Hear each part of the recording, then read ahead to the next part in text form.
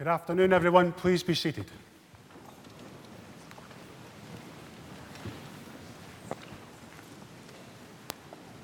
On behalf of the University of Strathclyde, I'd like to extend a very warm welcome to you to this congregation for the Conferment of Degrees here in our Barney Hall.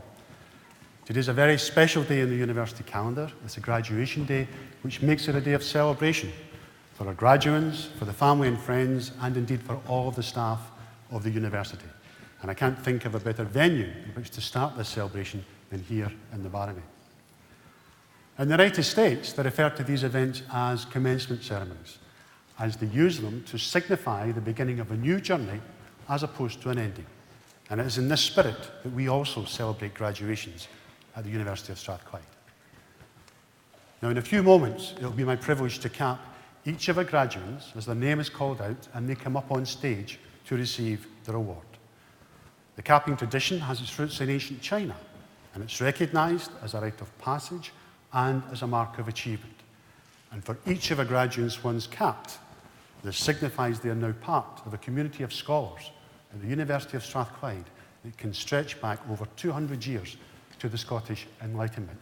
So they'll be in very good company. At the start of this afternoon's ceremony, we have the conferment of 2 honorary degrees.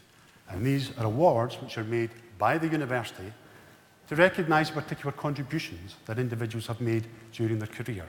And we hear about these contributions in a short while. At the close of graduation, we have a reception in a nearby Lord Todd building to which everyone is invited to come along and celebrate. We hope to have an academic procession over to the Lord Todd. This would depend upon the weather, which isn't too bad just now, but we'll get an update on this towards the end of this afternoon's proceedings. In the meantime, I do hope that you enjoy the ceremony, and when you see your loved one come up on stage to receive her or his award, I would strongly encourage you to celebrate. These occasions do not come round very often, and for some they're once in a lifetime, so please make the most of it. I now formally declare that this congregation for the Conferment of Degrees is open, and I invite Dr. Ronald Crawford to present Sir William Lithgow to receive his fellowship of the university. Thank you.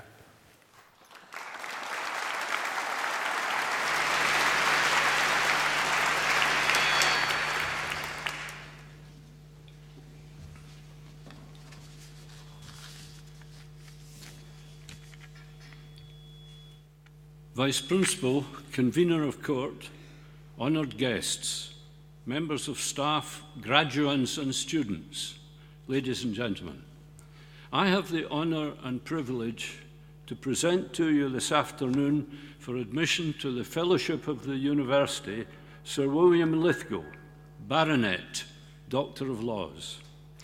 When in 1964 this university was at long last granted the power to award its own degrees, there were a number of outstanding men and women who, without remuneration, gave handsomely of their time and experience to provide advice to the principal and the governing body on a range of matters, from finance to human resources and estates and building planning, in their role as lay members of court.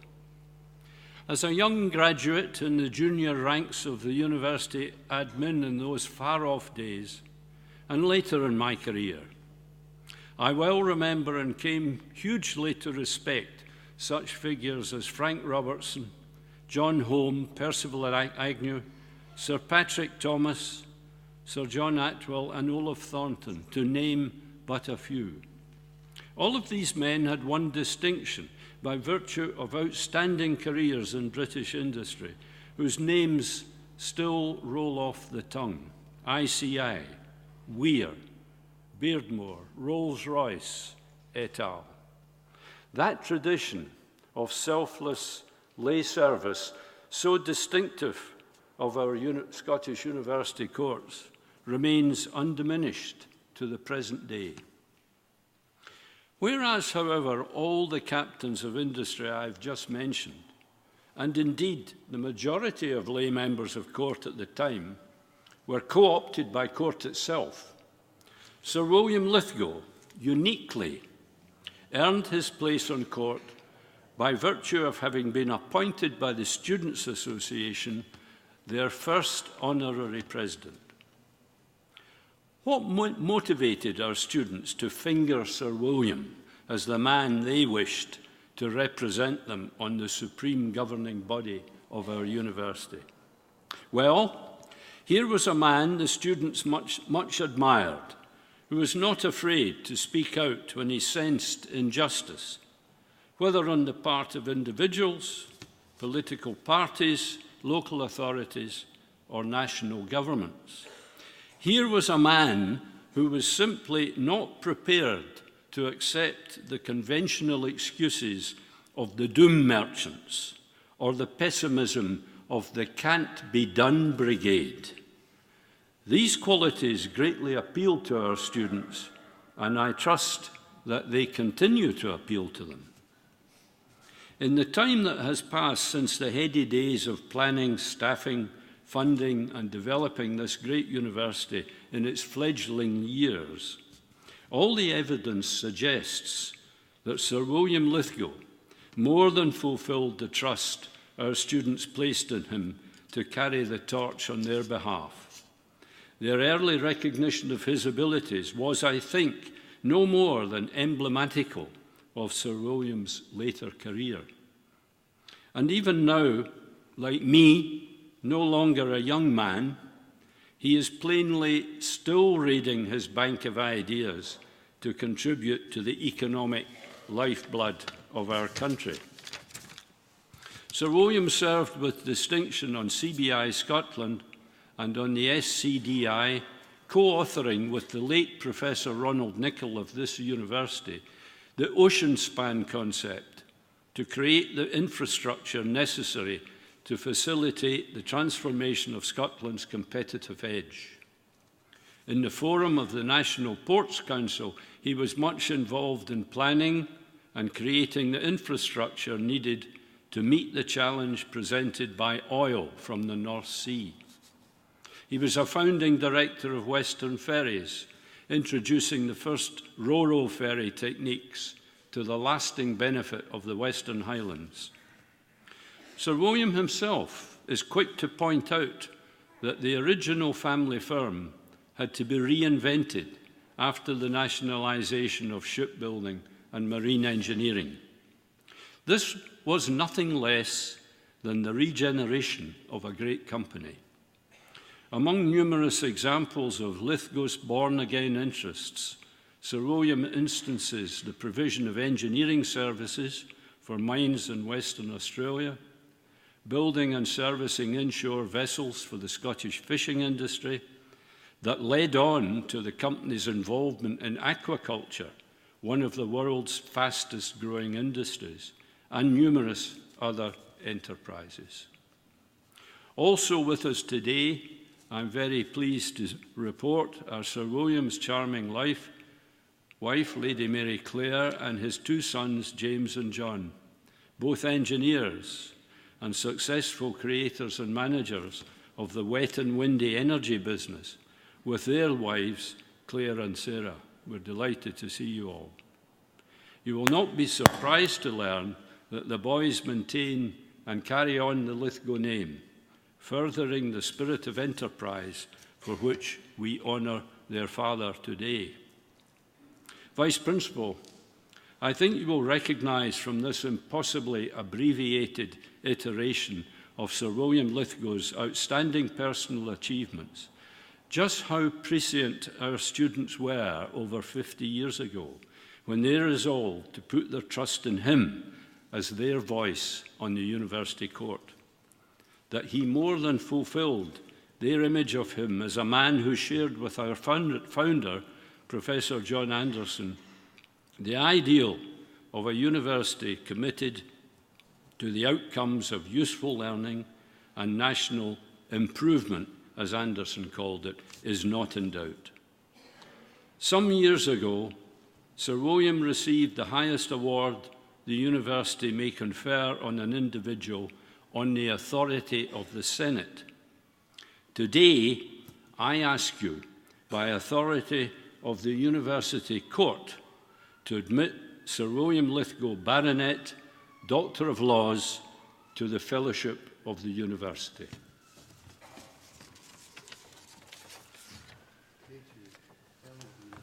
Many congratulations and welcome back.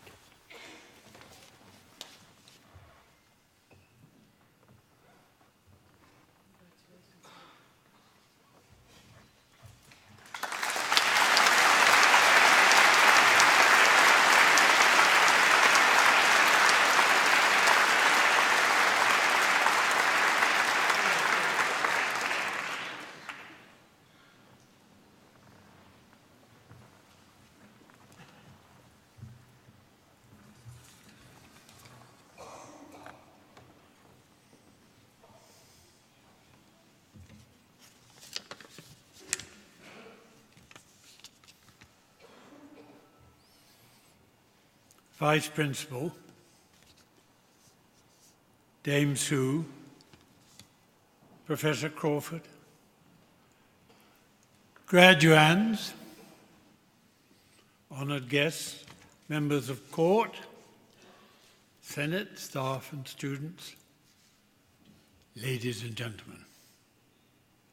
Over centuries, much of the making of today's world has come from this place. Fellowship with creators of the modern institution, though, seemed extraordinary. But my acceptance is on behalf of those for whom I was once their nominee. More of their age than of elders and betters in the first University of Strathclyde Court. I was at school when my distinguished father died. Back on the farm of wartime boyhood, the manager briefed me on neighbours. Alan, the Colonel. Thought processed in the Gaelic. Well, he's a bit of remnant. Well, who's the remnant now? Formerly a member of 2 universities, graduating from neither, I was intrigued when Mike Abrahams, president of the Royal College of Science and Technology Students' Association, asked if I would accept the role of honorary president when the college became Scotland's first new university since medieval times.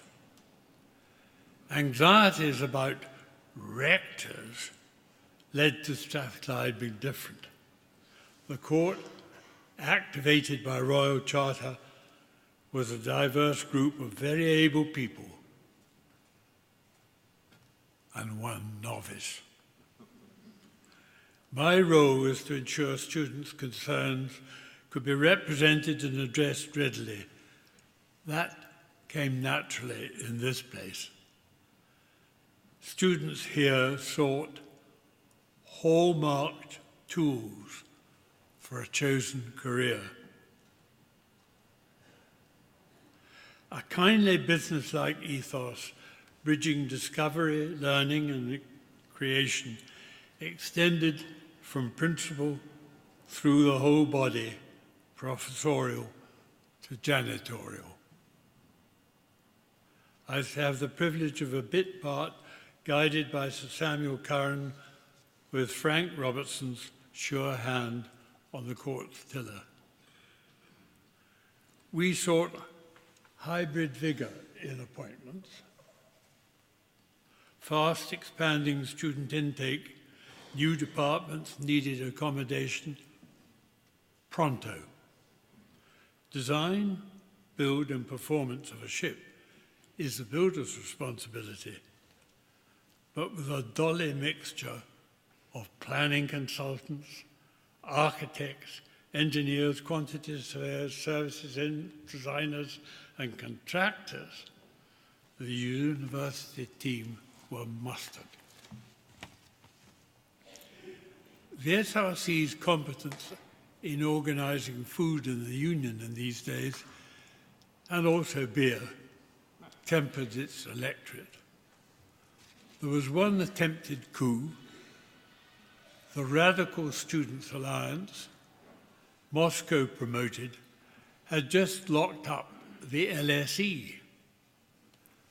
An instant midnight meeting, hungry office bearers, fed by my wife here, was guided by the Constitution's former author, the Honorary Vice President.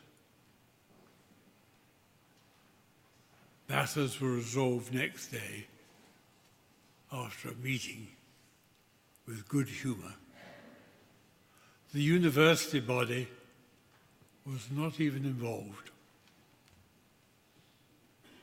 Comrades and yous others, don't you be tied to a mic like I am.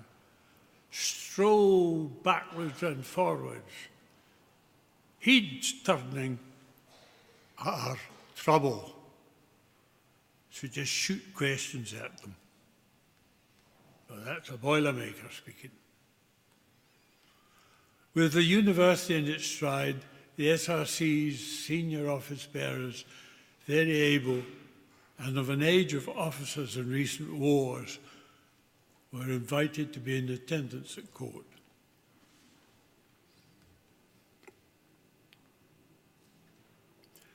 Our effluent society is burdened with baggage, monopolies of wisdom, a fact, myth, mix of history, little boxes to be emptied into algorithms, actuarial anarchy, exclusive risk assessments, regulation that should guide the wise strangles us. But by name, but by nature, we have polymathic skills. Sam Curran reminded me that he was a physicist, but a principal was required to be a manager. Intellectual high pruning of branches protruding from allotted boxes cuts off sound judgment, joined up understanding, creative lateral thoughts. What's not understood is just rubbished. Enlightenment seeks and asks the right question, and mindful of Newton's third law, a right answer. A population trebled in my lifetime will have to work with the grain of our planet's holistic nature. Our reinvented family business pioneered a land-based, hydro-powered salmon farm, leading on to global leadership with Scottish science in fish molecular genetics. But at interfaces, things go wrong. Scotland, ideal for aquaculture, is baggage burdened and now a poor place for such indigenous innovation. We had to pass our baton to an international company. Picking up the pieces, our sons develop efficient renewable energy. After a lifetime pushing water uphill, it's nice to have it powering our community. The world is a small place today. My laptop at its center, the baggage wagons, cracked wheels to crack, to tap. I don't suppose many people here remember what a wheel tapper was, but every railway had them. With every good wish, I congratulate all graduating with the tools for a career of fulfillment. Professor Crawford's generous oration recalled the buzz of challenges. We take great pride from this extraordinary powerhouse, our university. It is with pride, humility, and enduring gratitude I accept a new role, Vice Principal. Thank you.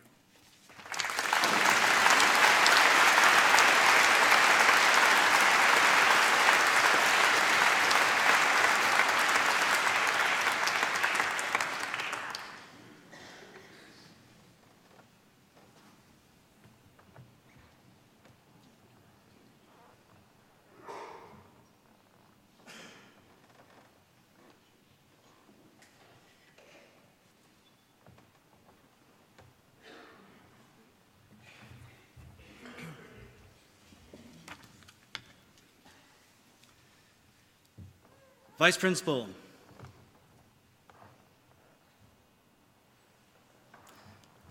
honored guests, and in Malawian fashion, all protocols observed. I have the honor to present to you Modesta Banda Kanjaye. Modesta, as Director of Water Resources for the Government of Malawi, Ministry of Agriculture, Irrigation, and Water Development, exemplifies women in leadership who show a demonstrable impact on people and the public good. Modesta has overall responsibility for water in Malawi, including the National Water Resources Authority, which is the regulator, transboundary water resource units, and now as lead for Malawi's largest ever water pipeline infrastructure project that will transform Malawi's Sustainable Development Goal vision. For more than 20 years, she has been actively engaged in water resources management. Modesta is the Malawi government representative on international committees, such as the African Ministers' Council on Water and the Zambezi Commission for Shared Water Resources Management. Her journey to this position, however, has been one of considerable challenge. Modesta was born in 1968 of Malawian parents in Rhodesia, now Zimbabwe. Due to the war, she and her siblings were sent away, and Modesta was relocated to Zambia without her parents. Her parents fled Zimbabwe in 1981, and then she was reunited with them in Malawi that year. In Malawi, she was forced to reattend primary school, yet ended up top of her class, excelling in technical subjects. In the 1980s, she applied to the University of Malawi Polytechnic, but as a woman, she was not allowed to pursue her technological degree choice, and ultimately completed a 5-year BSc in Education with Earth Sciences in 1991. In 1994, Modesta earned an MSc scholarship at Curtin University in Australia, obtaining both a PG Dipt in hydrogeology and an MSc in geology in 1996. As an exceptional student, she was offered a PhD and was scheduled to commence studies in 2002, but unfortunately her husband passed after a short illness in February 2002, and she was forced to abandon this PhD. As a single mother of 2 small children, she returned to Malawi and took up a role in the government of Malawi as a hydrogeologist. Her leadership skills ultimately gained her the title Director of Water Resources in 2010. Modesta has been actively working with Strathclyde University since 2012, supporting the Scottish Government's funded Climate Justice Fund Water Futures program. She supports strongly the Scotland-Malawi engagement on water resources research and also that of policy exchange, attending meetings with Nicola Sturgeon and the Hydronation Forum to cement this water link between the 2 countries. Modesta spends time interacting with University of Strathclyde students, with the VIP WASH, MSc Hydrogeology students, and a range of PhD students. And she manages times and resources of the ministry and its staff to facilitate this Strathclyde engagement across Malawi. Modesta strives for academic impact, such as joint publication and dissemination of collaborative research. She recently co-authored a seminal paper on transboundary groundwater with one of the Department of Civil and Environmental Engineering's outstanding female PhD students. Modesta is a strong advocate for women in science and engineering. She articulates clearly the fact that women still face a considerable uphill challenge and are marginalized in these roles in Africa. But she works hard to challenge these perceptions and to help young women believe in themselves. Therefore, Modesta continues to be a leading example of women in technology and science across all of sub-Saharan Africa. As an honorary graduate of the university, she will continue to provide leadership in Africa, espousing the values of the university by continuing to be people-oriented, and as a role model, show direction and guidance to women in government and the water sector by being confident when meeting the challenges of Sustainable Development Goal 6, that for water and sanitation for all. It is with great pleasure, therefore, Vice Principal, that with the authority of Senate, I ask you to confer upon Modesta Banda Kanjaye the degree of honoris causa.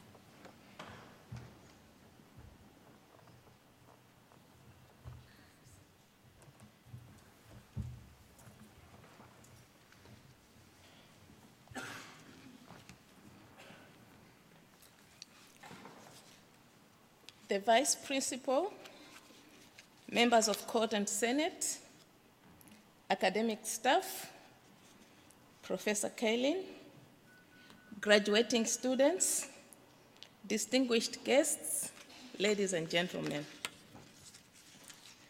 I feel greatly honored to have been considered for this great award of Honorary Degree of Doctor of Science by the prestigious University of Strathclyde. I am ecstatic and excited about this award because never in my wildest dreams did I imagine that one day I would be standing in front of esteemed scholars and intellectuals and being honored as one of them. It tells me that I must have done something right in my humble life. I can't even begin to explain how I found myself to be standing here before you.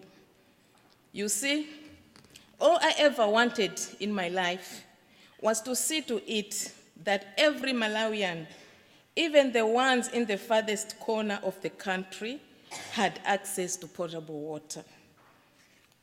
I used to believe that I came from humble beginnings.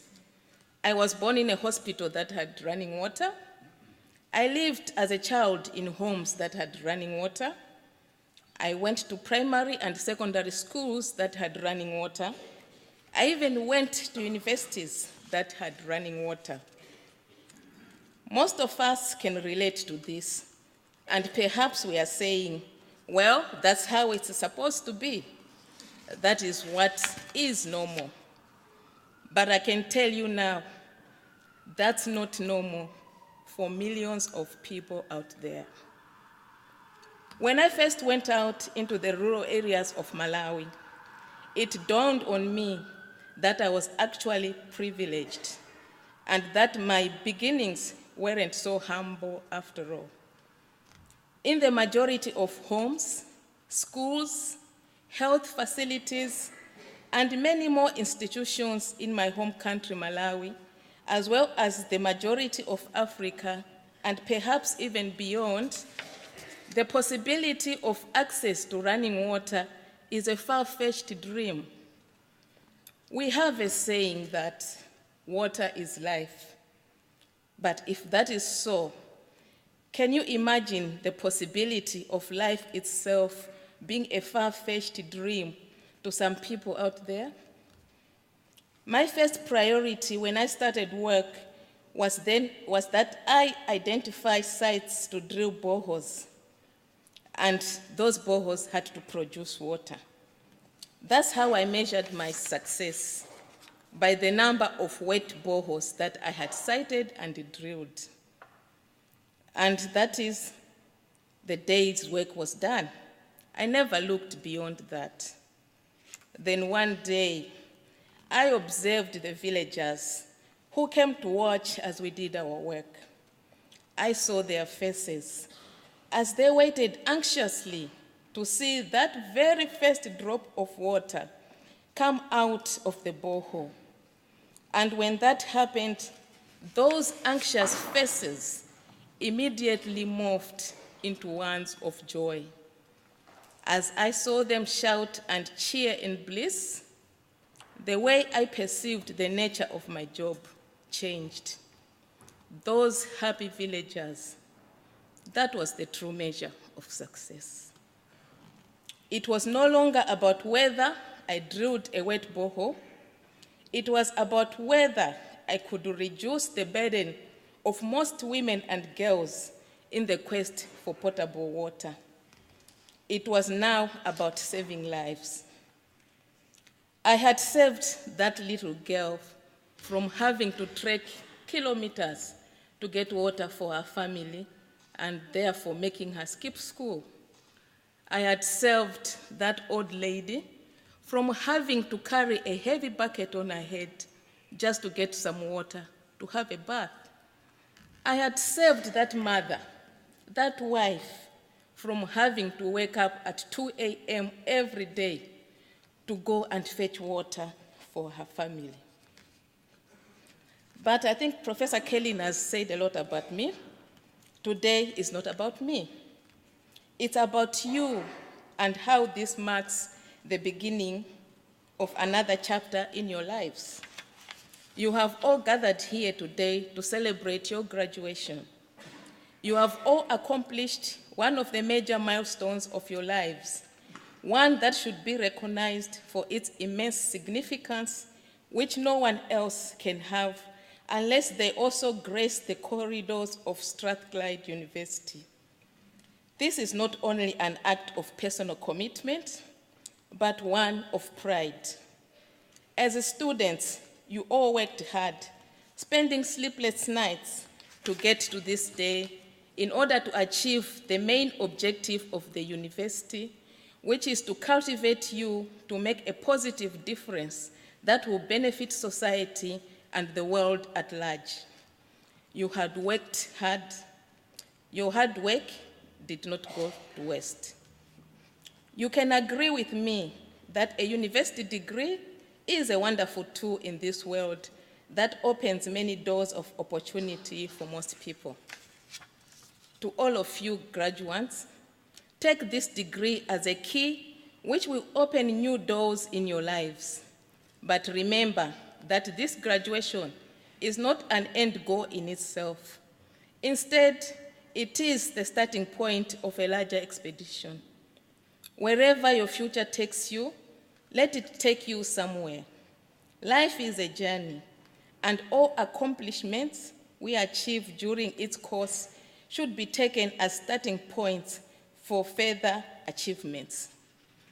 Whether you land yourself a career, take up a trade, or continue further with your education, use the opportunities available. You all worked hard, and your efforts have given you something more than just a graduate status. Each one of you graduating today has received significant knowledge. Your education is something no one will ever be able to take away from you. But the real question is, what are you going to do with it? I hope you are going to use that knowledge to satisfy that unquenchable thirst of actually wanting to save lives. So I would like to encourage you to go out there and ensure that the benefits of your education will apply to all members of the society, regardless of race, age, class, gender, religion, you name it. I think the list goes on and on. Don't keep your education to yourself. Use it to live a life of substance. Do not be afraid to go out there and help somebody, even if it's just one person. Saving even a single life, that alone is priceless. I may not have much in terms of material possession or money, but I do have a lot of wealth. That wealth is knowing that I have touched a lot of lives through my service. But again, today is not about me. It's about you and how you plan on living your life from now. Will you go out there with the intention of just drilling wet boreholes like I once did? Or will you go out with the intention of saving a life? Vice Principal, sir, and academic staff, and all distinguished ladies and gentlemen, let me conclude my speech this afternoon by wishing all graduates the best as you take up new challenges of life in different capacities, be it in your country, maybe in Malawi, who knows, and of course, the world at large. I would like to leave you with this quote by Oprah Winfrey. Fill everything with love, because every moment you are building your legacy. Your legacy will be every life you are going to touch. Once again, congratulations. You deserve to give yourselves one huge round of applause. Thank you very much.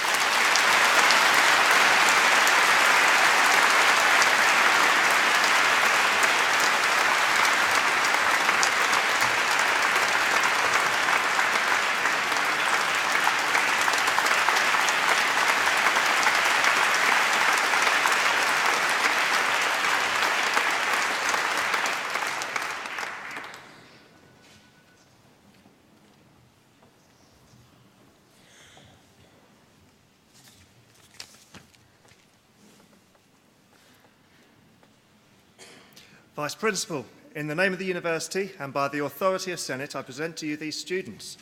For the degree of Doctor of Engineering for Research in the Department of Biomedical Engineering, Philip Andrew Connolly.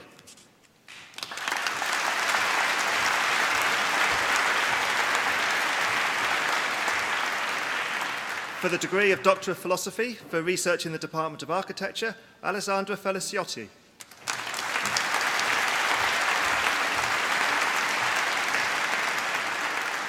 For Research in the Department of Civil and Environmental Engineering, Rebecca Ann Laidlaw.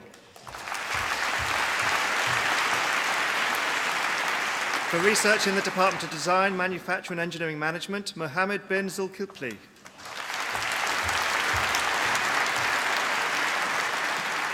For the degree of Master of Science in Engineering Project Management, Arthur Cook.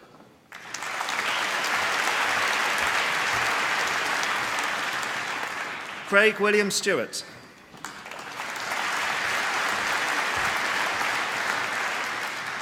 John Tate.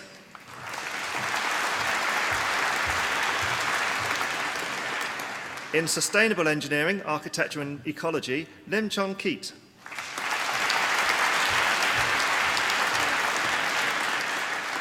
In Urban Design, Rabael Akhtar.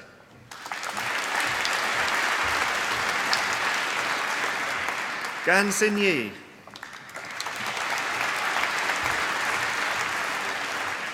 Noor Kawatli.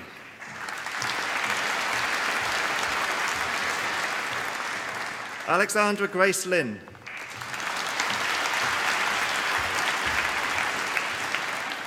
Runal Navanda. Michelle Saracini.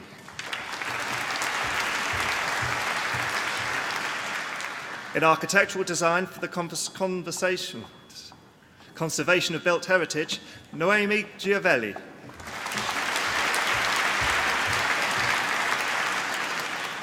Eunice Valerie Ong Lim. Estefania Macchi.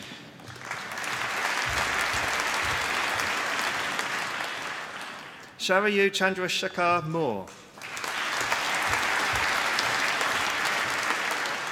Munika Sri Shankar Reddy. In biomedical engineering, Pilar Ines Alvial Palafacino. Janelle Arpa. Lisa Ann Ashak. Nirmal Krishnan Bhaskaran. Marilyn Heather May Clark. Clodagh Duffy. Charles Francis Tyler Hutchins. Anna Maria Capitanaki. Heather Jane McRobbie. Alberto Macchi.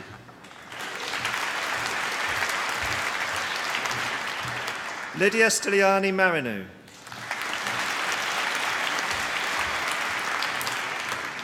Layla Matheson.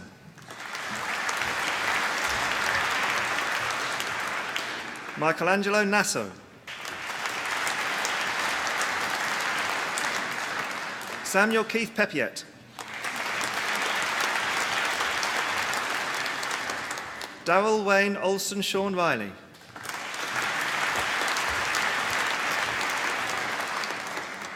Elaine Agnes Robertson.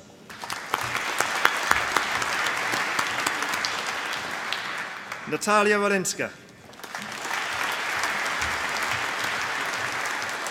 Bethany April Schoon. Alison Wilson.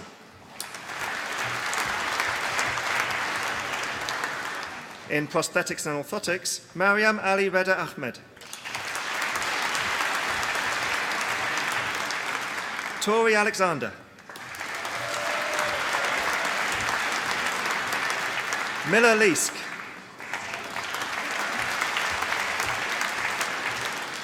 Jaya Patel.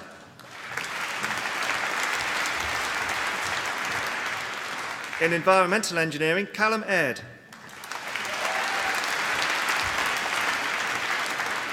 Dominika Foskova.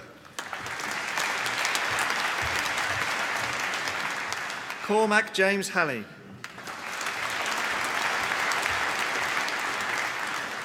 Erin Henry Giles. Caitlin Milne Hope. Ivilo Kolchev.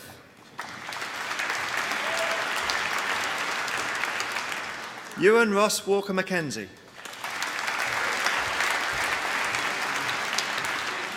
Claire Sarah Murphy. And Triana Papagamanu. Rebecca Tate.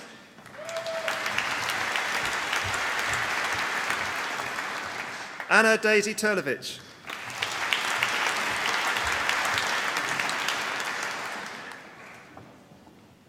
Anna Wahid.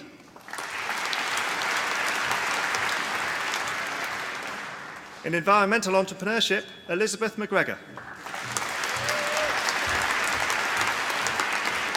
Mackenzie Rannock Pearce.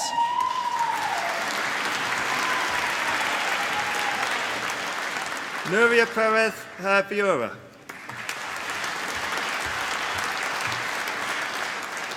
Craig Robert Porter.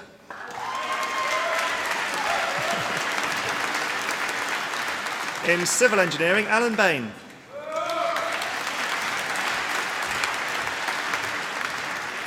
Jack Alexander Broadley.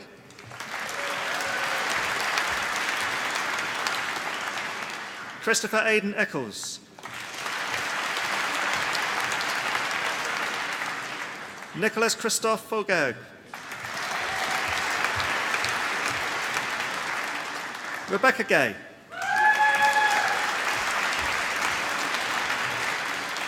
Christopher Given.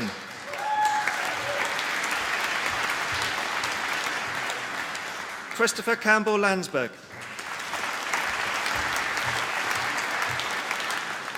Joseph Christopher Lyons. Jamie MacArthur.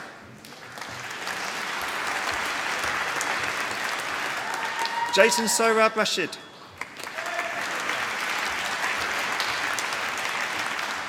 Mohammed Ziad Rashid.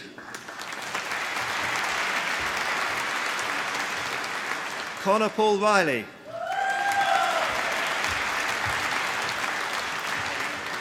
Scott David Yates.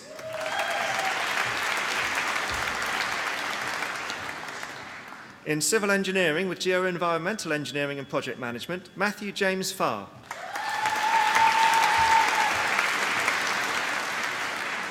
In Civil Engineering with Geotechnical Engineering and Project Management, Mohammed Ahram.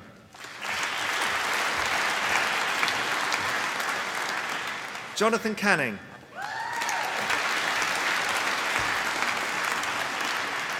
Julie Gladin.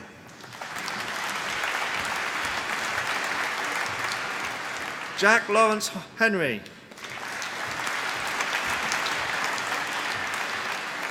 Kirill Ivanov.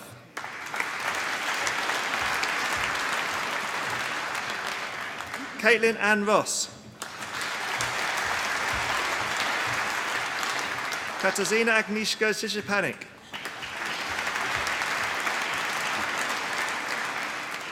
In Civil Engineering with Structural Engineering and Project Management, Callum Andrew Anderson.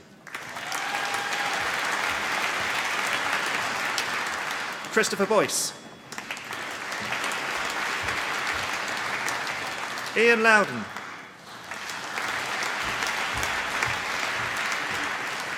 Panagiotis Matsoukas.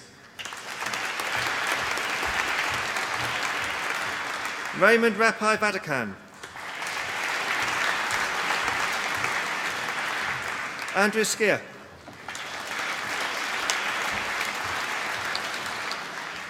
In Sustainability and Environmental Studies, Emma Bathgate. Kirsty Joanne Bell.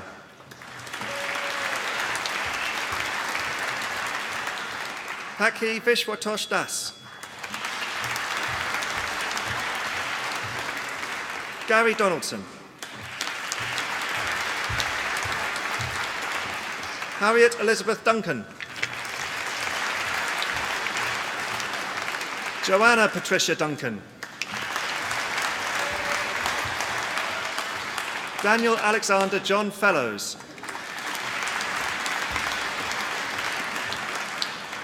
Jack Cecil Finn.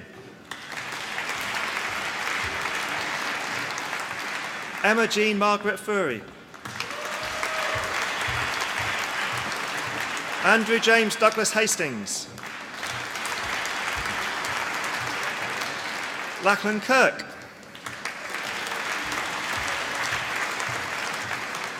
Christina Lencisova. Stella Leanta. Kirsty McFadgen.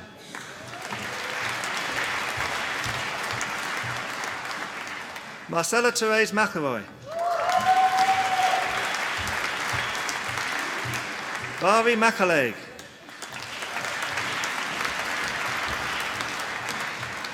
Gareth Evan McCown. Lauren Mallon.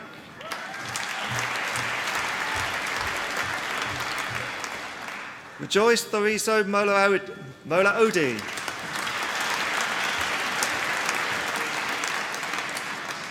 Jennifer Pearson.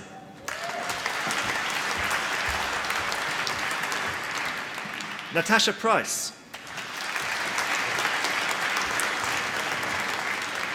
Natasha Rapkin. Michelle Nicola Richmond.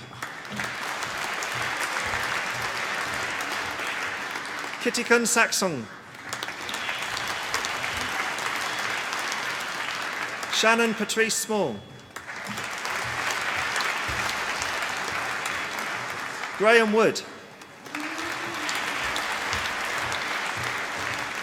Julian Woodwalk.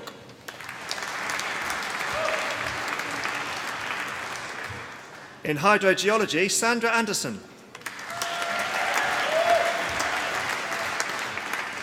Jack Brickell.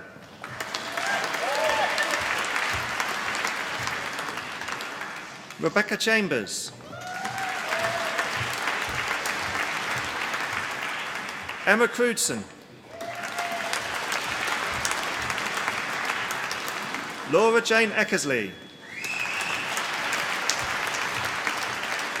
Elspeth Poppy Evans.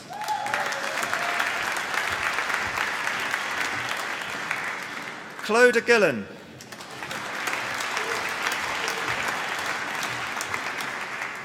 Lawrence James Peter Hanson Diamond. Bethan Alice Harrison.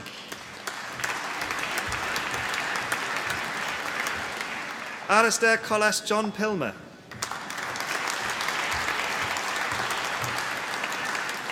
Helen Louise Robinson.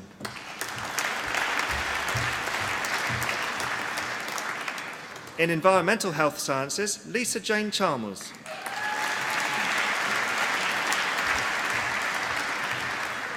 Kirsty Payton.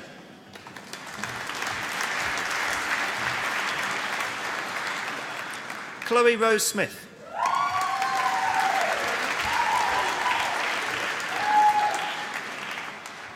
In Engineering Management for Process Excellence, Abdullah Mohammed Al-Atiq.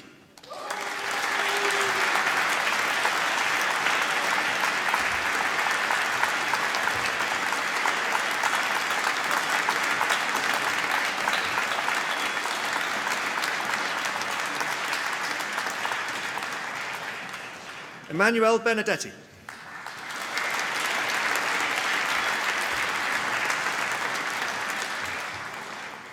Christopher Ossa Bagetvet.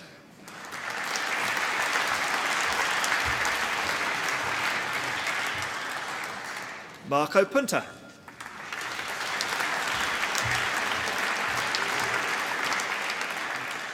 Robert James Winfield.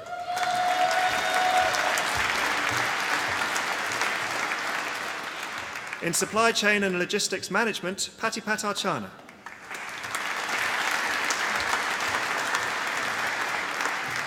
Ewan David Campbell.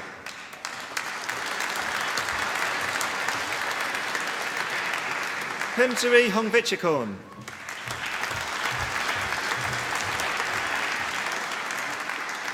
Quang Lu.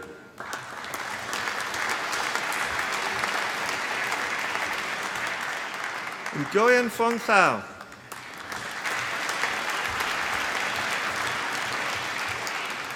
Eva Sharapov.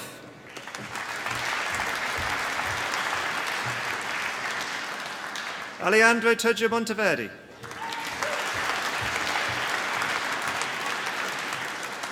Mengying Wang.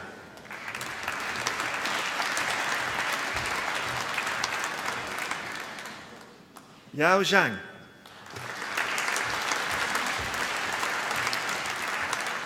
In Supply Chain and Procurement Management, Vishnu Ramahan Bharadwaj.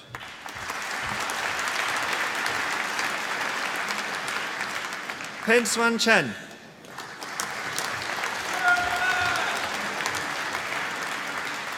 Zhao Yun Yu.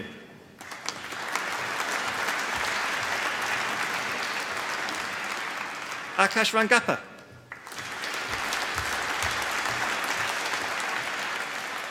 In Supply Chain and Sustainability Management, Derek William Meek Charge.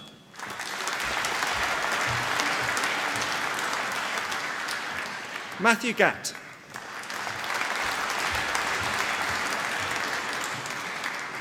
Jamie Grant.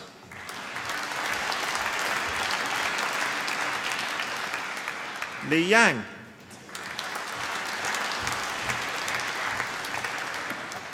Patil Swapnil Ratan.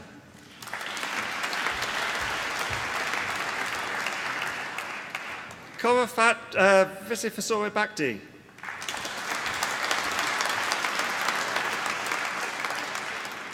In Global Innovation Management, Aalborg, Christina Pernille-Findiger.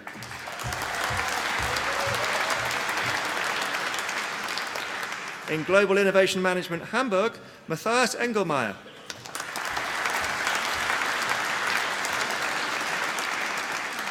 Berta Hermann.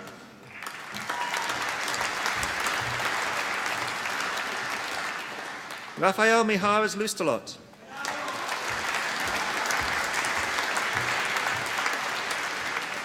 Angad Singh Oberoi.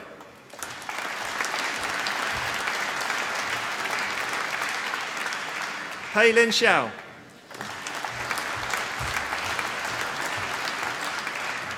In Advanced Manufacturing, Technology and Systems, Ramona Nicoletta Dogia.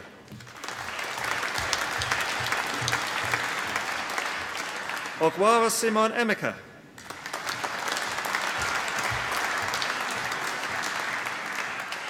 Graham Ralph.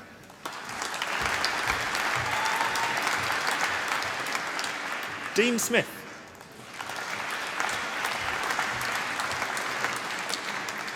Galen James Tate.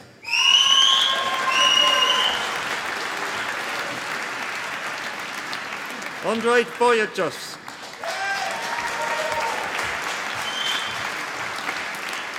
Michael Ward.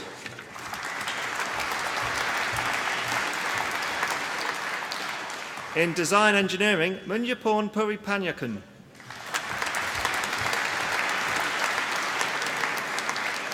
In Design Engineering with Sustainability, Samba Patrice Diop.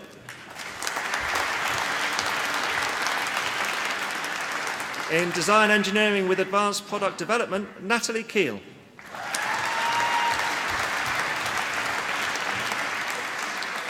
In Product Design, Jaslyn Kurabangu.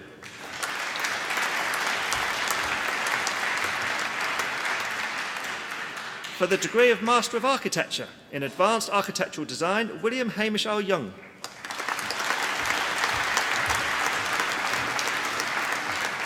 Jonathan Charles Bismarck.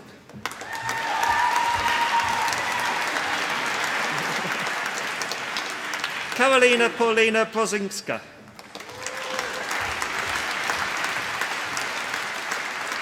Jordan Daniel Byrne.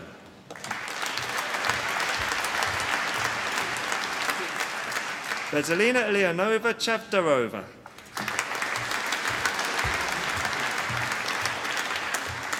James Andrew Cocking.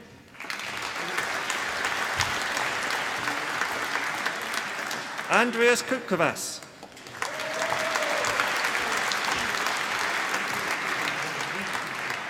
Eva Ilindikova.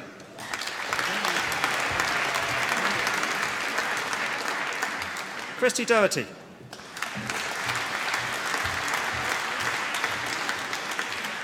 Pavel Zurianik.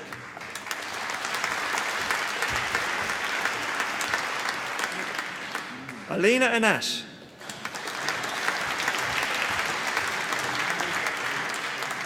Ryan Thomas Fern.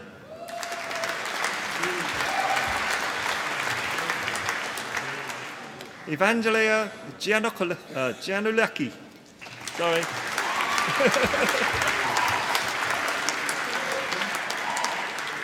Calliope Hartsutsiu.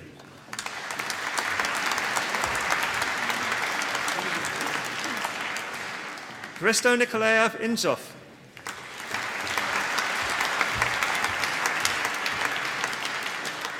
Mikhail Che Yang Ip.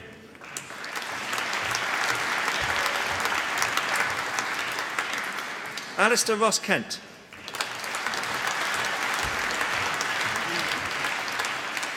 Marina Eftichia Konstantopoulou.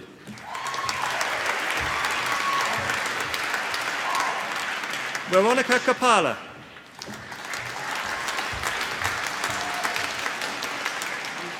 Dovile Varatute.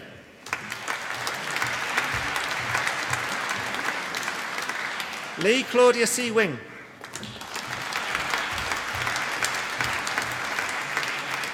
Mary Lennon.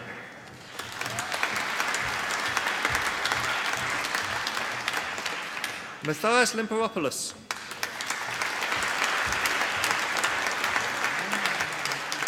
Lauren McCann.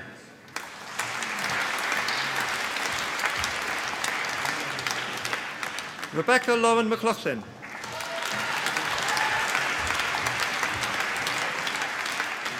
Etia Mola.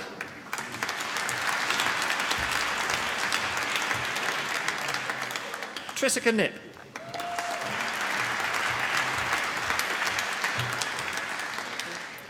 Wang Ying Un.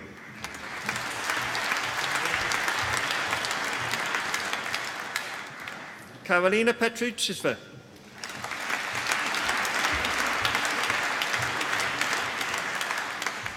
Katarzyna Pikula.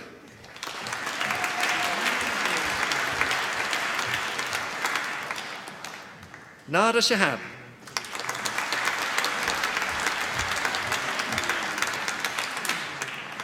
Murray Houston Smith.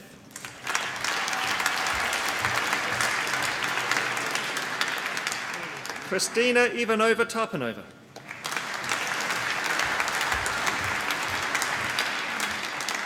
Rebecca Deanne Weir.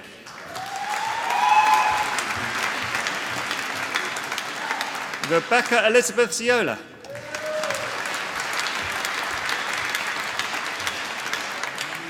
In Architectural Design International, Ang Boon Cheong.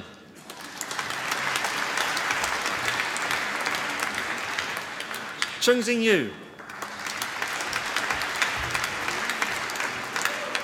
Pham Lee Kian. Hugh Yen Ni.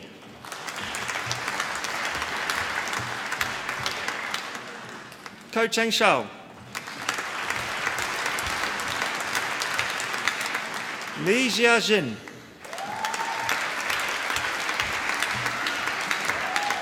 Carmen Leong. Sophia Shuk Ming Leong.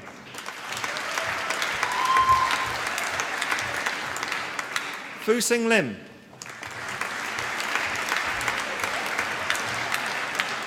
Ong Xiao Hui.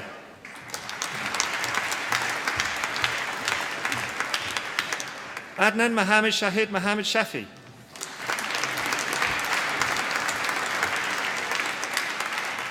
Yunan Shams Binti Shamsuddin Fatani.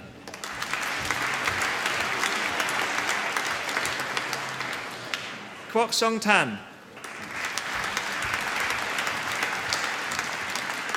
Won Ting Tan.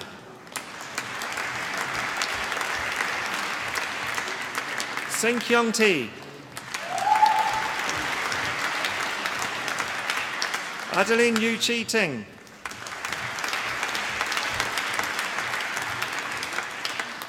For the degree of Master of Engineering in Civil Engineering, Robert Ian Feggins.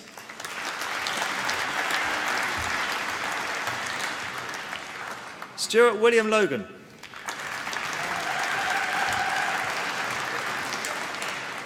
In Product Design Engineering, Kieran McCausland.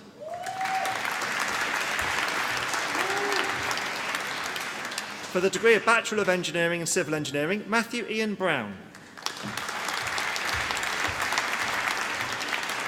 In Civil and Environmental Engineering, Christopher James Murphy.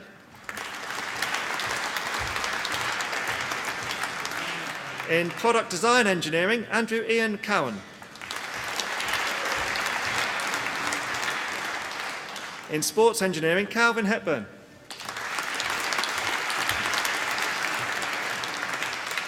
Michael MacDonald.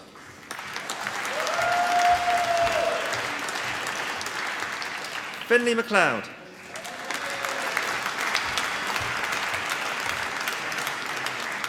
Carl Mackenzie.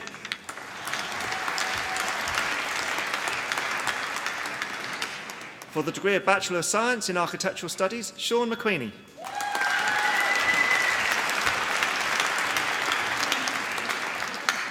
Benjamin Wenchang Chang.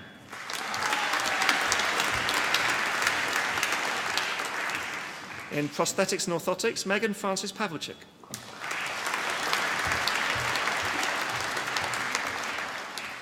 For the Postgraduate Diploma in Advanced Architectural Design, Patrick Joseph Mill.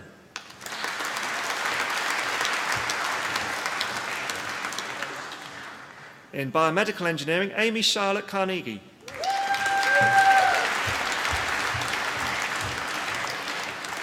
In medical devices, Ian Angus Taylor.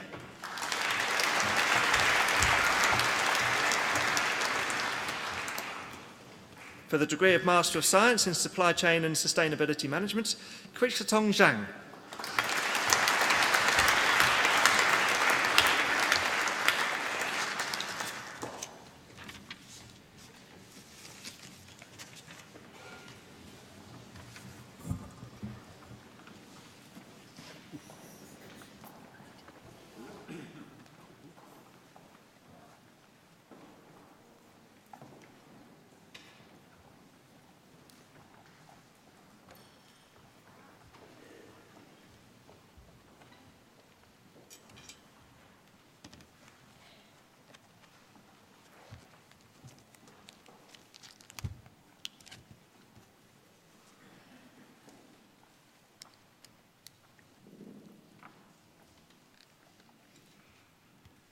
Ladies and gentlemen, colleagues, and most of all, Strathclyde University's newest graduates, it is my pleasure to once again welcome you to our graduation ceremony here in the Barony Hall.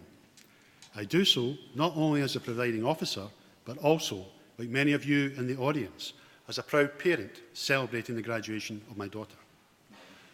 Quite rightly, all of our graduates have been centre stage, and I would like to begin my address by congratulating all of you once again on your academic achievements. Your hard work has paid off, and this has now been recognised in front of your family, friends, and the staff who taught and supported you during your time at the university. And under the lights of this magnificent venue, we celebrate your efforts and your achievements. Well done indeed.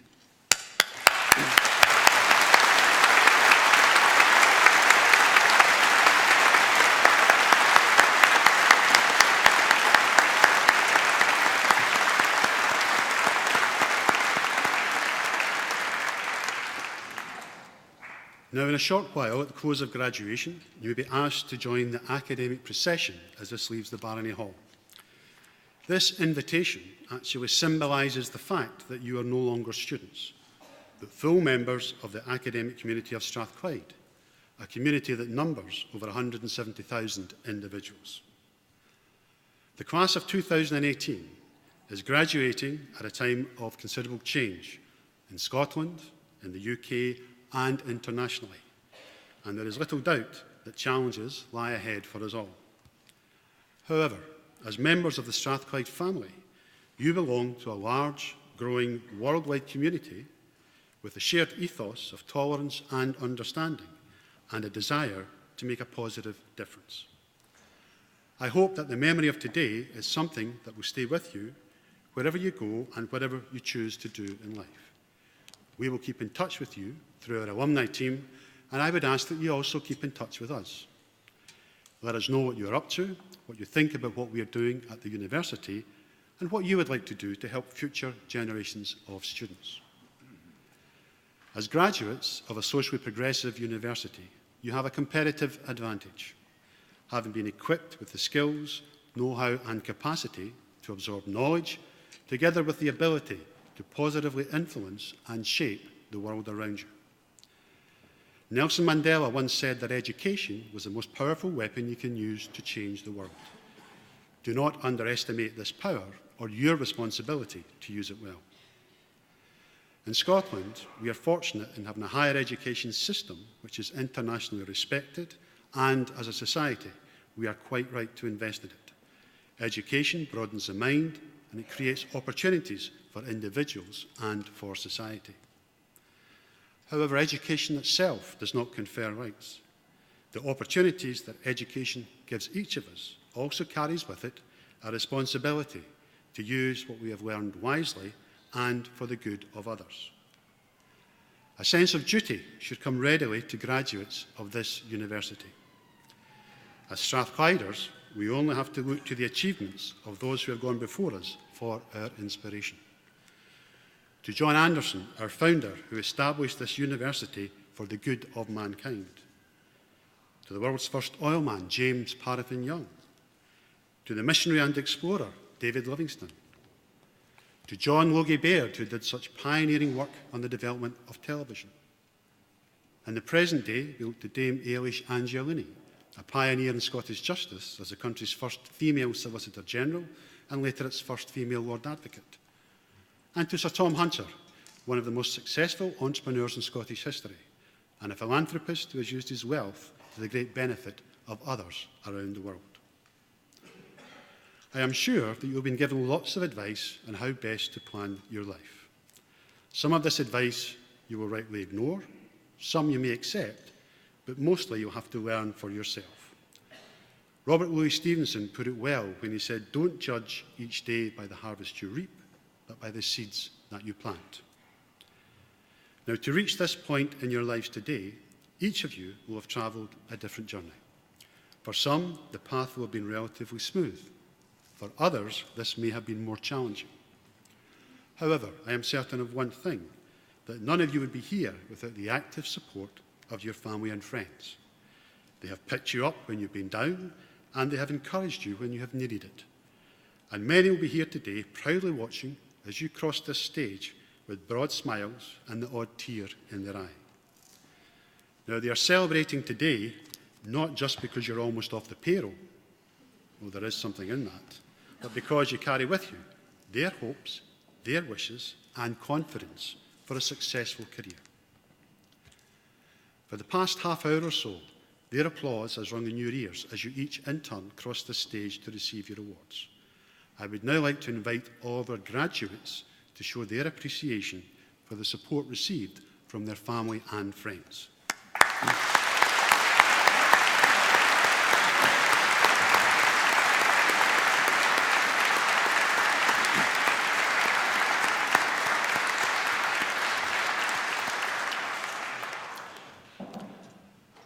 I touched earlier on some of the key figures who have helped to create and shape the University of Strathclyde. And you can tell a lot about the values of an organisation by looking at its roots. Strathclyde traces its lineage back to 1796, when Anderson brought it into being, the only Scottish university created during the Age of Enlightenment and embodying the Enlightenment principles of reason, tolerance and equality. Anderson's belief in useful learning and his commitment to taking knowledge and using this for the greater good is the motivating force which gives Strathclyde University its momentum today. This can be seen in our pioneering law clinic, where our students provide support and representation to people who cannot afford legal advice.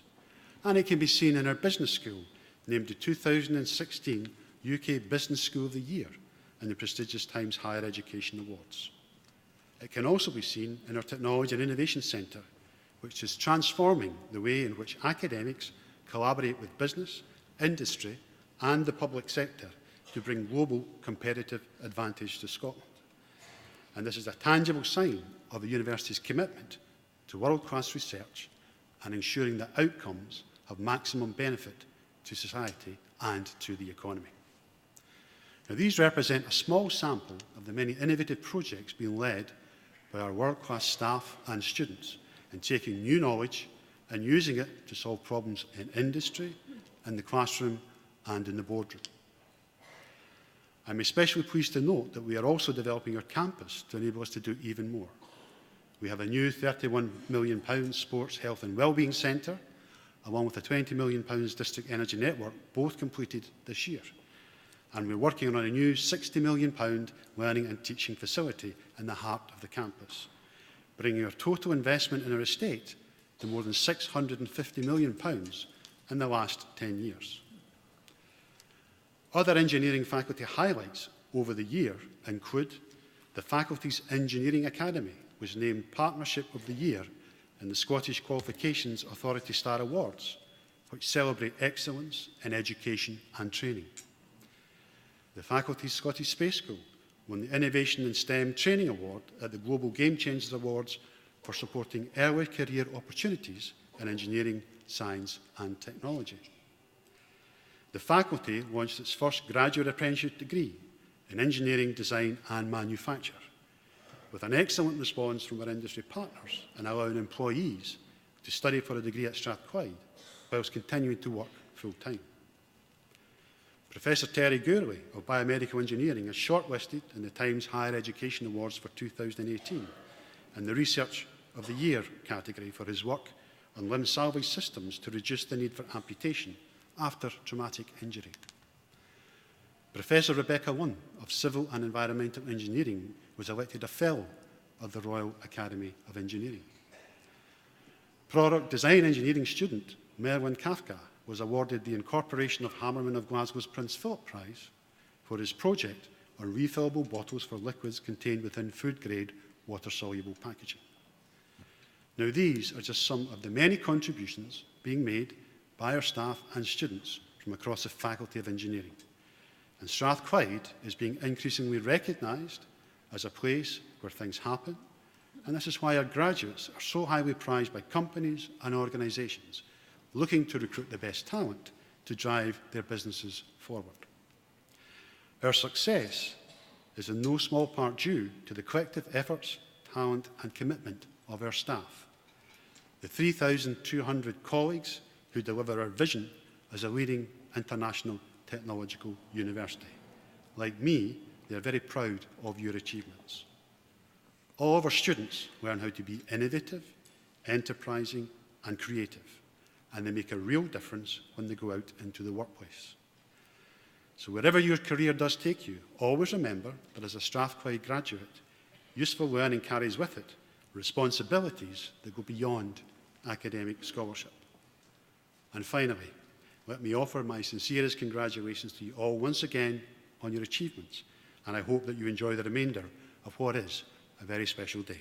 Thank you.